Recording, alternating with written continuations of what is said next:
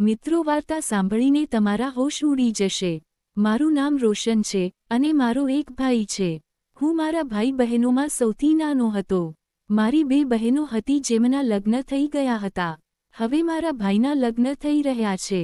મેં મારી ભાભી સાથે ફોટો પાડ્યો હતો પણ વિદાય પછી મારી આંખોમાં મેં શું જોયું તે હું જોઈ શક્યો નહીં। બધા મહેમાનો ગયા ત્યારે ભાભી દુલ્હન બનીને લૂંજમાં બેઠી હતી। મને લાગ્યું કે તે માતા કહેશે કે તું તારી ભાભીને રૂમમાં છોડી દે, પણ માતાએ એવું કંઈ કહ્યું નહીં। તેનાથી વિપરીત મારા પિતાએ મારા ભાઈને તેના રૂમમાં બોલાવ્યો। મારા ભાઈ જ્યારે હું તેની સુંદર કન્યા પર હસતો હતો ત્યારે બાબાએ તેને બોલાવ્યો અને તે શાંતિથી તેના રૂમમાં ગઈ। જ્યારે હું મારી ભાભી સાથે બેઠી અને વાત કરવાનું શરૂ કર્યું ત્યારે તે ખૂબ જ સુંદર દેખાતી હતી। તે અભ્યાસ વિશેના મારા પ્રશ્નોના જવાબ આપ્યા। તે સમયે હું 12મા વર્ષમાં હતો। મેં મારી ભાભીને મારા મિત્ર વિશે કહેવાનું શરૂ કરી। તેની નજર વારંવાર બાબાના રૂમના દરવાજા પર પડતી। હું તેના રૂમમાં ગયો અને સૂઈ ગયો। હું મારી ભાભી સાથે બેઠો હતો। મને સમજાયું નહીં કે તે આટલી મોડી કેમ સૂઈ ગઈ। મારી માતા તેના લગ્નથી ખૂબ ખુશ હતી, પરંતુ ઘરે આવ્યા પછી મને ખૂબ ખરાબ લાગ્યું। મારી ભાભી પણ ખરાબ મૂડ સાથે જતી રહી। તે દુલ્હનનું સ્વાગત કરવા પણ ન આવી। થોડીવાર પછી મેં મારી સામે રૂમનો દરવાજો ખોલ્યો। ભાઈ શાંતિથી રૂમમાંથી બહાર આવ્યો અને ભાભીની બાજુમાં બેઠેલા મને કહેવા લાગ્યો કે તમે શા માટે આવ્યા છો? તમારા રૂમમાં જાઓ અને સૂઈ જાઓ। મારા ભાઈની વાત સાંભળીને મને ખૂબ દુઃખ થયું કે તમે આટલા કઠોર અવાજમાં કેવી રીતે વાત કરી શકો છો, પરંતુ તે પછી ભાઈએ ભાભીને જે કહ્યું તે સાંભળીને મને દુઃખ થયું। ભાઈએ મને કહેવાનું શરૂ કર્યું, તેઓ તમને ફોન કરી રહ્યા હતા। હું મારા રૂમ તરફ જઈ રહ્યો હતો। મેં સાંભળ્યું કે મારી બેગ ત્યાં ફસાઈ ગઈ છે। મેં પાછળ જોયું તો જોયું કે મારી ભાભી પણ તેના ભાઈને જોઈ રહી હતી। તે તેને શું કહી રહી છે? કઈ કન્યા શું તેના લગ્નની પહેલી રાત્રે તેના સાસરિયાના રૂમમાં જઈ રહી છે? એક સ્ત્રીએ કહ્યું કે મારા મમ્મી અને પપ્પા અલગ અલગ રૂમમાં સૂઈ રહ્યા હતા। મેં સાંભળ્યું કે મારી ભાભી શું જવાબ આપશે। ભૈયાએ મને મારા રૂમમાં જવા દીધો હતો। હું મારા રૂમમાં આવીને દરવાજો બંધ કરી દીધો, પણ હું એટલો નાનો હતો કે મને સમજાતું નહોતું કે શું થઈ રહ્યું છે। હું મારા રૂમમાં આવ્યો હતો પણ મારું આખું ધ્યાન બહાર હતું। હું મારા પલંગ પર વિચારી રહ્યો હતો કે બાબાએ ભાભીને તેના રૂમમાં કેમ બોલાવી। હું થોડીવાર મારા રૂમમાં બેઠો રહ્યો પણ પછી મેં મારા કપડાં બદલ્યા અને મારા રૂમનો દરવાજો થોડો ખોલ્યો। જ્યારે મેં મારી સામે કંઈક જોયું જે મેં મારા ખિસ્સામાં મૂક્યું હતું। ભાભી બાબાના રૂમમાંથી બહાર આવી અને રડતી તેના રૂમમાં ગઈ। ખબર નહીં કેમ મારું હૃદય ખુશીથી ભરાઈ ગયું। મારી ભાભી સુંદર હોવાની સાથે નિર્દોષ પણ તી ખબર નહીં કેમ રડતી હતી, પણ મને આખી રાત ઊંઘ ન આવી। જ્યારે હું સવારે ઉઠી ત્યારે મેં જોયું કે કંઈક ખુલ્લું હતું। મમ્મી કંઈક થૂંકી રહી હતી। મને આશ્ચર્ય થયું તે આટલી વહેલી સવારે કેમ થૂંકી રહી હતી। મેં દરવાજા પરથી મારી ચાદર કાઢી બાજુ પર મૂકી અને રૂમની બહાર નીકળી ગયો, પણ મારી સામેનો નજારો જોઈને મને આઘાત લાગ્યો। મમ્મી મારી નવી ભાભી પર થૂંકી રહી હતી। તેણે કહ્યું કે તેને એવી સ્ત્રીઓ પસંદ નથી જે મને એવું લાગે અને તેણે ફરી ક્યારેય મારી સાથે વાત ન કરી। તેથી હું નાસ્તો બનાવવા રસોડામાં ગઈ। મારી માતાનું આ સ્વરૂપ જોઈને હું ચોંકી ગઈ અને ચિંતિત થઈ ગઈ। મારી બહેનપરાણી, તેનો પતિ અને બાળકો ત્યાં હાજર હતા। મને ખૂબ જ નવાઈ લાગી કે એક નવી વહુ આવું કેવી રીતે કરી શકે છે। મેં આગળ વધીને મારી માતાને કહ્યું કે હું નાસ્તો બનાવી રહી છું। તેના લગ્ન ગઈકાલે નક્કી થયા હતા, પણ મારા શબ્દોથી તે ચોંકી ગઈ। તેણે કહ્યું, સાવધાન, જુઓ તમે આ છોકરી માટે શું કહ્યું છે। તે ઘરના બધા કામ કરશે। મારી ભાભી રેસ્ટોરન્ટમાં ગઈ અને મારી ભાભીને કહેવા લાગી, માતા, અમે અમારી સાસુ ગુમાવી દીધી છે। અમારો એક જ ભાઈ છે અને જો અમે તેના સાસરિયા હોત તો અમે તેને કંઈ આપ્યું ન હોત। તેણીએ નફરતથી આ કહ્યું।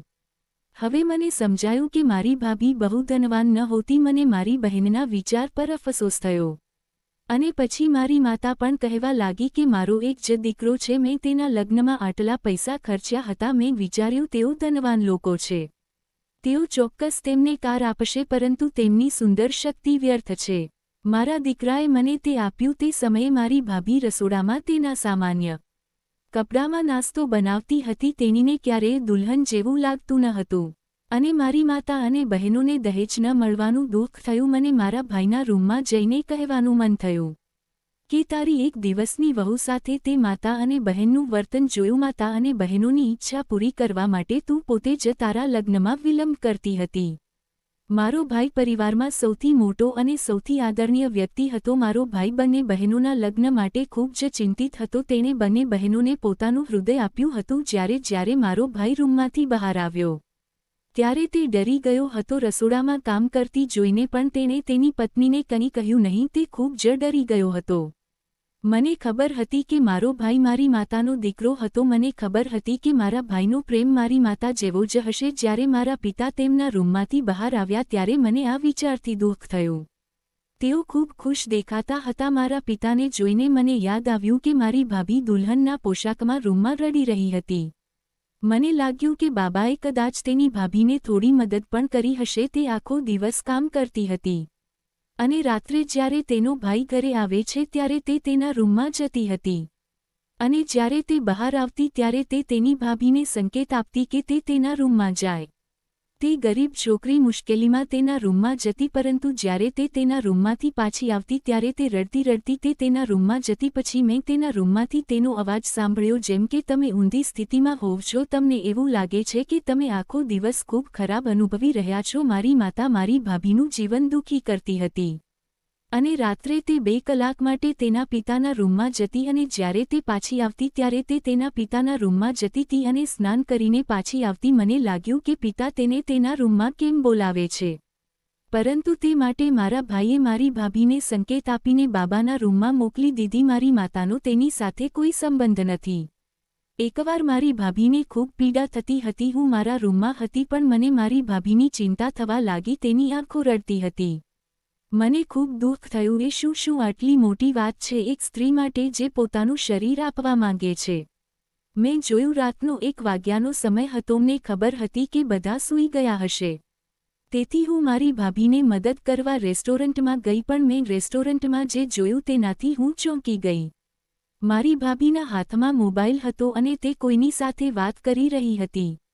તે મોબાઈલ મારા ભાઈનો હતો. મને લાગ્યું કે મારા ભાઈએ ચોરેલો મોબાઈલ લાવી રહ્યો છે અને તે તેના પરિવાર સાથે વાત કરી રહી હતી. મારી ભાભી તેના કાકાના ઘરે રહેતી હતી. તેના માતા પિતા અને ભાભીના કાકાએ તેની દીકરી સાથે તેનો સંબંધ નક્કી કર્યો હતો, પરંતુ તેણે તેને લગ્નમાં કંઈ આપ્યું ન હતું. આનું કારણ એ છે કે મારી માતા અને પરિવારના બધા સભ્યો તેની સાથે ખૂબ ખરાબ વર્તન કરતા હતા. પછી એક દિવસ ભાભીએ મને કહ્યું કે તેની કાકી તેની સાથે ખૂબ ખરાબ વર્તન કરી રહી છે. તે તેને ખૂબ તકલીફ આપી રહી હતી. ભાભીના કાકીને 3 દીકરા હતા. તેનું શું થશે? અને જો તે મારી ભાભીના પરિવારનો ભાગ હોત તો તે તેના કાકાને પોતાની કસ્ટડીમાં લઈ લેત. તે ધીરજથી કામ લેતી, પણ તે સમયે તે કોઈની સાથે વાત કરી રહી હતી, કારણ કે તેના લગ્ન પછી તેણે તેના કાકા અને કાકીને કોઈપણ હાલતમાં જોયા ન હોતા. પછી મને લાગ્યું કે તમે જેની સાથે વાત કરી રહ્યા છો તે એક પુરુષ છે. હું અહીં મારી ભાભી સાથે સારું વર્તન કરવા આવ્યો ન હોત. તેના વિશે વિચારીને મારું હૃદય દુઃખી થયું, પણ મને શંકા થવાનું કારણ એ હતું કે મારી ભાભી કોઈની સાથે વાત કરી રહી હતી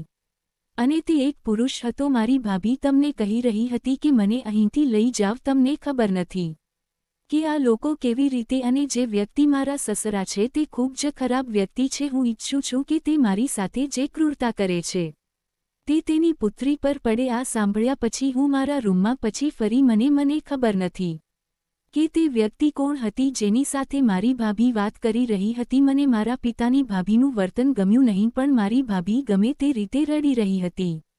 મને ગુસ્સો આવ્યો. હું દોષિત લાગતી હતી. પછી મેં વિચાર્યું, તમે તમારી ભાભી સાથે શું કરી રહ્યા છો તે વિશે કેમ નથી વિચારતા? જો તમે મારી ભાભીના સસરા સાથે આવું કરશો તો તમે શું સહન કરશો? શું મારો ભાઈ વિધવા થઈ ગયો છે કે તેણે તેની પત્નીને તેના પિતાના રૂમમાં મોકલી દીધી છે? મારા પિતા મારી બહેનને તમારા સાસરાવાળાઓની સેવા ન કરવા કહી રહ્યા છે, નહીંતર હું તેના રૂમમાં એકલી હોત. મારી 2 બહેનો ખૂબ જ મજબૂત હતી. તેમની સાસુઓ નાચતી, તેમના પતિઓ તેમના નિયંત્રણમાં હતા અને જ્યારે પણ તેઓ આવતી ત્યારે તેઓ તેમની ભાભીની શાલ લઈને આવતી. શરીરથી બચવા માટે તેઓ હંમેશા તેમને મારતા. મારી માતા પણ નાની છોકરી નહોતી. તે આખો દિવસ મારી ભાભીના ખોળામાં સૂતી રહેતી. દિવસમાં 1 કલાક માટે પણ તેને આરામ કરવા દેતી નહીં. જ્યારે તે સૂતી હતી ત્યારે તેને કામ કરાવતી હતી. તે મારી સાથે તેની લાગણીઓ વિશે વાત કરતી, પણ જ્યારે પણ હું તેને પૂછતી કે બાબાએ તમને રૂમમાં શું કહ્યું હતું ત્યારે તેનો રંગ ઉડી જતો હતો. મારા મનમાં ઘણા પ્રશ્નો હતા જેનો કોઈ જવાબ મારી પાસે ન હતો. એક દિવસ તે મારા પિતાના રૂમમાં ગઈ કે બાબા ભાભીને રોજ પોતાના રૂમમાં કેમ બોલાવે છે. મારી વાત સાંભળીને મારી માતાએ મારી સામે ઝેરી નજરે જોયું અને કહ્યું, પ્રશ્નો પૂછવાનું બંધ કરો, નહીં હંતર હું તમને છોડીશ નહીં. તેથી મેં વિચાર્યું કે એકવાર હું પણ જોઈશ કે બાબા ભાભી સાથે રૂમમાં શું કરશે. મારો ભાઈ મારા પિતાથી ખૂબ ડરતો હતો, તેથી તે બાબાના શબ્દો વિરુદ્ધ ગયો નહીં. એક દિવસ ભાભી રૂમમાં ગઈ. થોડા સમય પછી હું મારા પિતાના રૂમમાં જવા માટે ઊભી થઈ. મારી માતાએ મને રોક્યો. તેણીએ કહ્યું, તું તેમના રૂમમાં જવાની હિંમત ના કર. મેં કહ્યું, હું કેમ ન જઈ શકું, મારે મારા તારા પિતા સાથે કામ છે. મેં કહ્યું, જ્યાં સુધી તારી ભાભી રૂમમાં છે ત્યાં સુધી તું ત્યાં જઈ શકે છે. ચાલો તારા રૂમમાં જા. પણ એક રાત્રે મેં જે જોયું તેની હું કલ્પના પણ કરી શકતો ન હતો. હું રાત્રે રેસ્ટોરન્ટમાં જવા લાગી. હું લાઉન્જ જોડવાની હતી. લાઉન્જનો દરવાજો ખુલ્લો હતો. હું વિચારવા લાગી કે રાત્રે કોણે દરવાજો ખોલ્યો. જ્યારે હું દરવાજામાંથી બહાર આવી ત્યારે મારી ભાભી રૂમમાંથી નીકળીને ટેરેસ પર જઈ રહી હતી. આ સમયે તે ટેરેસ પર શું કરી રહી હતી તે જોઈને મને આશ્ચર્ય થયું. હું તેની પાછળ ગઈ. હું શાંતિથી મારી ભાભી તરફ ગઈ હતી અને પછી એક નાનો છોકરો રડી રહ્યો હતો. આ જોઈને હું શ્વાસ લેવાનું ભૂલી ગઈ અને તે ફક્ત એટલું જ કહી રહ્યો હતો કે મને અહીંથી લઈ જાવ, હું અહીં રહેવા માંગતો નથી. પણ તે વ્યક્તિ કોણ હતી? શું તે મારી ભાભીનો પ્રેમી હતો? હું પાછી આવી. હું ખૂબ જ ગભરાઈ ગઈ કે ત્યાં શું થઈ રહ્યું છે.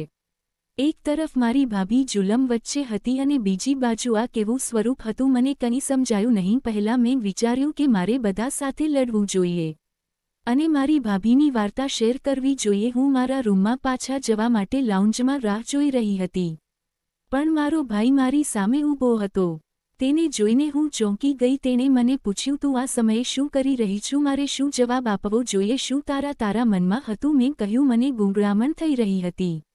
ભાઈ, હું તાજી હવા લેવા બહાર આવ્યો. ભાઈએ કહ્યું, સારું થયું. પણ શું તમને ખબર છે કે તમારી ભાભી ક્યાં છે? તે આખા ઘરમાં ક્યાંને દેખાતી ન હોતી. મેં ના સાંભળ્યું અને વધુ ગભરાઈ ગઈ. શું કહેવું મને સમજાયું નહીં. ભાભી અહીં આવી. ભાઈને જોઈને ભાભીનું મન ખાલી થઈ ગયું, પણ મેં તેને બચાવી. મેં કહ્યું, હું અને ભાભી બંને ટેરેસ પર હતા. બધું બરાબર હતું. તેણે કહ્યું, હું તમારી સાથે ટેરેસ પર હતી. મારો ભાઈ ખુશ હતો. તે સમયે મારી ભાભી તેના રૂમમાં ગઈ હતી, પણ સવારે તે મારા રૂમમાં આવી અને તેને બચાવવાને બદલે તેણે મારો આભાર માનવાનું શરૂ કર્યું. મેં કહ્યું, કોઈ વાંધો નહીં. પછી મેં તમને પૂછ્યું, તમે ટેરેસ પર કેમ ગયા અને તે વ્યક્તિ કોણ છે? મેં તમને કહ્યું કે તે મારો ભાઈ હતો. હું મારા ઘરથી નીકળી ગયો હતો જ્યાંથી હું મોટો થયો હતો અને મારો હિસ્સો માંગતો ન હતો. મારો ભાઈ નાનું કામ કરતો હતો અને તે મને મદદ કરી શકતો ન હતો, પણ હવે તે સ્થાયી થઈ ગયો છે અને જ્યારે હું ત્યાંથી પાછો જાઉં છું ત્યારે મને આ સાંભળીને સારું ન લાગ્યું. મેં કહ્યું, તારો એક ભાઈ પણ છે? તે તેને કહ્યું, નહીં. મેં તેને કહ્યું, મને કેવી રીતે ખબર પડશે કે આ ઘર આવવાથી અને નફરત શરૂ થશે? મેં વિચાર્યું કે લગ્ન પછી મારી સમસ્યાઓનો અંત આવશે, પણ મારા માટે દરેક એક જગ્યા એક સમસ્યા છે. મેં તેને કહ્યું કે તું શું છોડીશ મારા ભાઈ? તેણે કહ્યું કે તારો ભાઈ મારા માટે બોલતો નથી. હું આવા વ્યક્તિ સાથે મારું જીવન કેવી રીતે વિતાવી શકું? અને તે સત્ય હતું. પછી તેણે કહ્યું કે તારા પિતા સારા વ્યક્તિ નથી. હું તે કરી શક્યો નહીં. મેં કહ્યું, બાબા તને શું કરી રહ્યા છે? મેં મારી ભાભીને કહ્યું કે એક દિવસ હું તને જવા દઈશ. મેં મારી ભાભીને કહ્યું કે આજે હું મારા કપડાં પહેરીને બાબાના રૂમમાં જઈશ.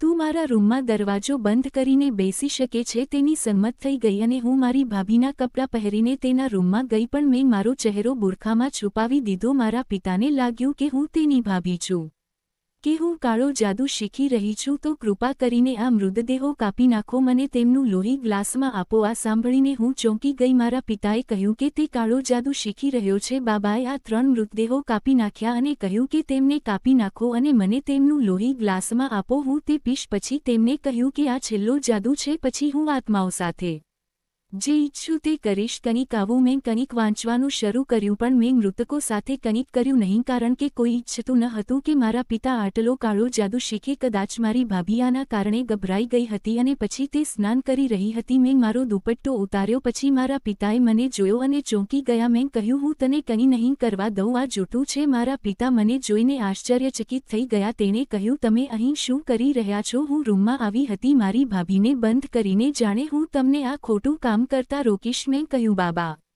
આટલો ખરાબ મંત્ર બોલવો એ મોટું પાપ છે. શું તમે પાપી બની ગયા છો? હું રડવા લાગી. તેને કહ્યું, હું આ બધું ધન માટે કરી રહ્યો હતો અને મારા શબ્દોનું પરિણામે એ આવ્યું કે બાબા આ નોકરી છોડીને ચાલ્યા ગયા. પછી મેં મારી ભાભીને કહ્યું કે તેના ભાઈના લગ્ન મારી સાથે કરાવે. હું મારા પરિવારને કહીશ કે જો તમે તમારી ભાભી સાથે ખરાબ વર્તન કરશો તો બદલામાં હું તેના ભાઈને મારી પાસેથી છીનવી લઈશ. આ રીતે મેં મારી ભાભીના ભાઈ સાથે લગ્ન કર્યા. મારા પરિવારના સારા કાર્યો પણ મારી ભાભી સાથે સારા થયા. મારી ઓછી બુદ્ધિને કારણે 2 ઘર બચી ગયા. આવી જ વાર્તા સાંભળવા માટે ચેનલને સબસ્ક્રાઇબ અને વિડીયોને લાઇક કરજો મિત્રો. ધન્યવાદ.